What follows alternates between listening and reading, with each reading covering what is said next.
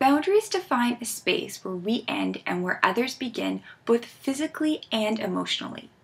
Psychologically, boundaries define a space that is our own, separate from other individuals. Boundaries play an important role in our emotional health. In this video, I'm going to discuss with you 4 ways to help you develop healthy boundaries.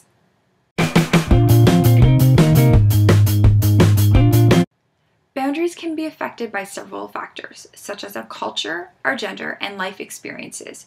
Boundaries that are too extreme, such as being too rigid or too lax, can lead to psychological issues. So for instance, if your boundaries are too lax, then you may be abused by others, taking advantage, losing your identity, or taking responsibility for other people's actions. When they're too rigid, you may live in isolation, in a bubble, and away from others. So the first step in creating healthy boundaries is to look at your upbringing.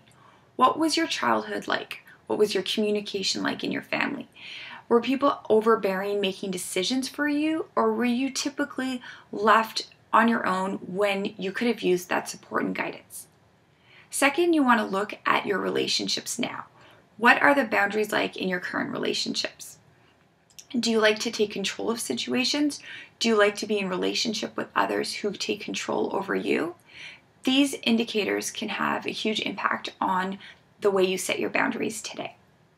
Third, what are things that you are not willing to compromise? How do you set boundaries around that? And how do you communicate that to others? Do you have a plan of action? Because if these boundaries are new, people will definitely push you on them because they're not used to seeing you in this role. And also, even if it's not new, people will always be testing your boundaries. So how do you communicate your boundaries? Lastly, what do you do when people push these boundaries? How does that make you feel? Are you usually aggressive, or are you assertive? Or maybe you withdraw. Boundaries are essential for our emotional, physical, and psychological health. I would love to hear how you maintain healthy boundaries, so please comment below.